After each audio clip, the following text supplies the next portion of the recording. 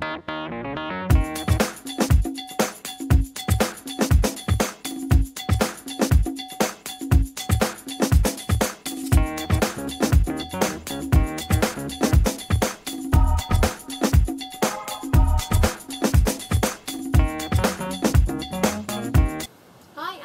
back to Garden of Eve.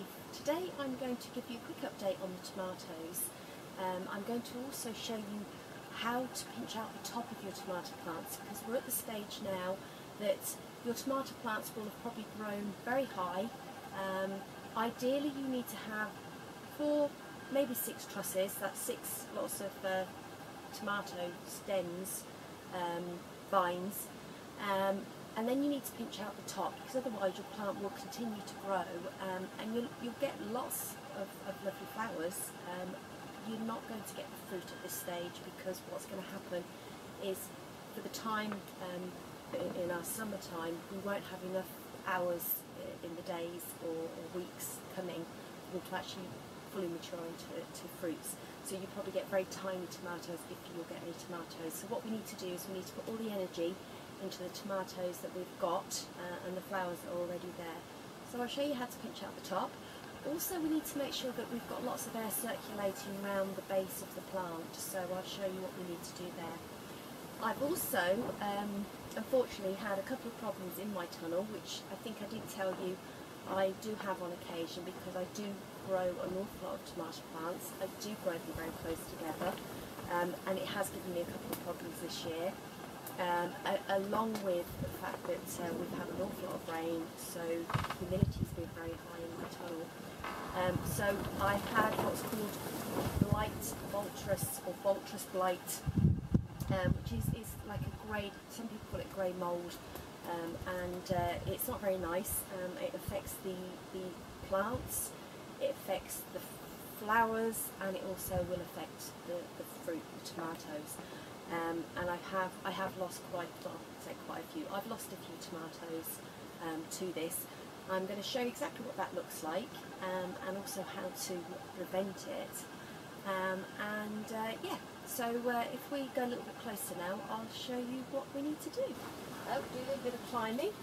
Here we are at the top of the tunnel, and here we have that particular plant I was telling you about, and as you can see, it's done very well. We've still got lots of flowers growing here. What I normally do is I pinch it out just past the last truss of flowers. So we have a truss of flowers here. This one has about 5, 1, 2, 3, 4, 5, 6 trusses. So I'm now going to pinch that very top out. Now you can either use your hands like this, and finger and thumb, as I showed you when you're side shooting, and pinch it out that way, or you could use a secateurs.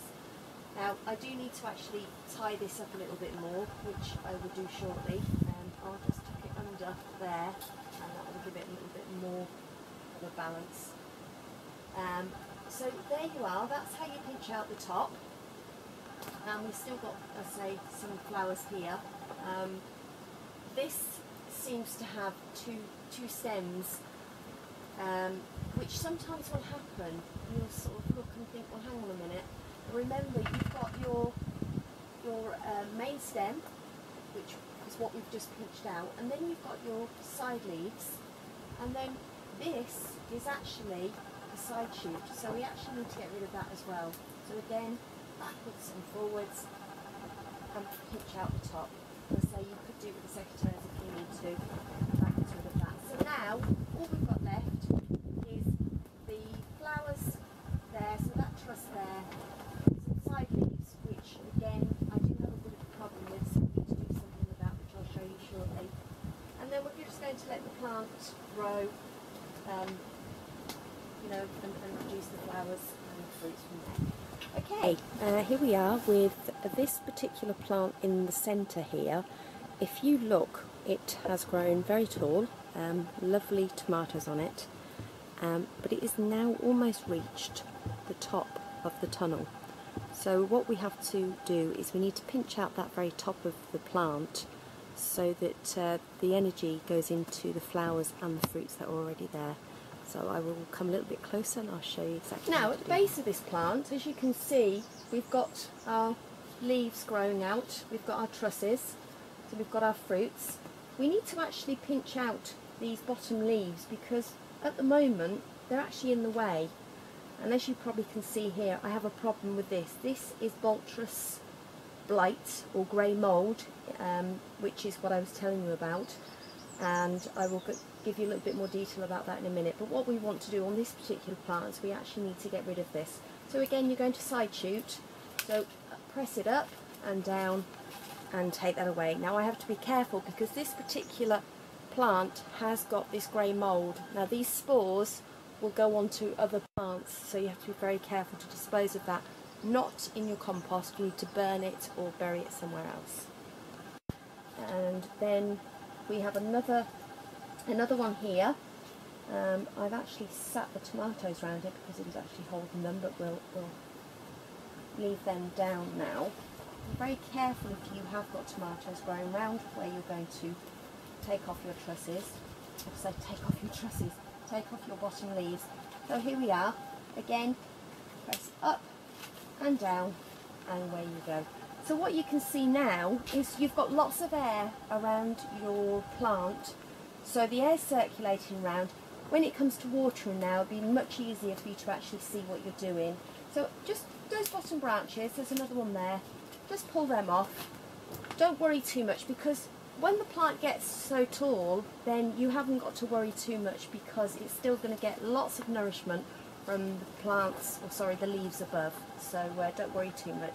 So there you go, that's how you pinch out the top and also pinch out the bottom, as you might say, side shoot the bottom, because you need to make sure you've got lots of air going around there now to help the fruits to grow healthy, and it also, as I say, helps with watering.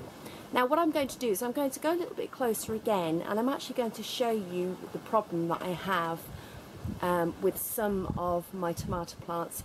It's not major, but it is. It's not good either. So I'll show you what the problem is. Here, this is what happens to the flowers that are affected by the Botrytis grey mould. They're never going to become anything. They have to be taken off and disposed of very carefully, because otherwise they're actually going to infect other plants or other parts of the plant that they're on, and also other plants. If they fall off and they hit a leaf or a stem, then they're actually going to cause the stem or the leaf to rot as well, so be very careful as you're removing them. Okay, here we have an example of what happens when a tomato is infected by the Botrytis. As you can see, we have the grey mould here, and the spores, and this here is very soft, squidgy tomato, just rotten, and that will eventually rot the whole tomato. That needs to be taken off and disposed of very carefully, because you won't be able to eat it because it's just here bad. We have another prize example. As you can see here, this one is the flower, or just beginning to turn into a fruit, and that is covered in the grey mould, and there is your fruit. Nice plum tomato, but as you can see, that is just going to rot. It will actually just fall off the plant and rot. So again, dispose of them very carefully. Again, this is the sort of thing you need to be looking out for. This is a leaf that has got probably the beginnings of Botrytis. Now, it probably started off with a drop of condensation falling down from the roof of the tunnel, and then that starts the process. So again, you need to cut that off and dispose of it very carefully. There you go. All good, really. I know I sounds a bit because I have got this problem. You won't all get this problem. It does happen. It usually happens when you have got a lot of rain, a lot of humidity, and not enough circulation going on in your greenhouse or your tunnel. Now, the way to prevent that is make sure that your tunnels are well ventilated. Make sure that you have got no debris lying around. Dispose of any leaves. Cut the leaves off of any plants that you feel that have got something wrong with them, so any brown patches, any flowers that look a little bit suspicious, cut them off. Use a bleach solution for your secateurs or scissors or whatever you're going to use, and make sure that you dip it in the disinfectant as you go from plant to plant. Otherwise what you're going to do is you're going to just keep reinfecting other plants with the same problem. As I say, it isn't all doom and gloom. We've got some fantastic tomatoes, as you can see, so it's all good. Tomatoes are susceptible to diseases and fungal infections. I don't think I've had a year where I haven't had some form of problem, but overall I'm pretty successful at growing my tomatoes in tunnels and glass houses. Haven't had so much success outside here, but that is because we have so much rain. I have tried it and had very bad light, so I gave up on that. So anyway, that was just a quick update on the tomatoes, on how to pinch out the tops and make sure that you've got the bottom area of the plant nice and clear now for the tomatoes to ripen up. You need hopefully lots of sunshine. Feeding is very important, so twice a week with a nice tomato feed, along with your cucumbers and all the other flowering veg that you might have.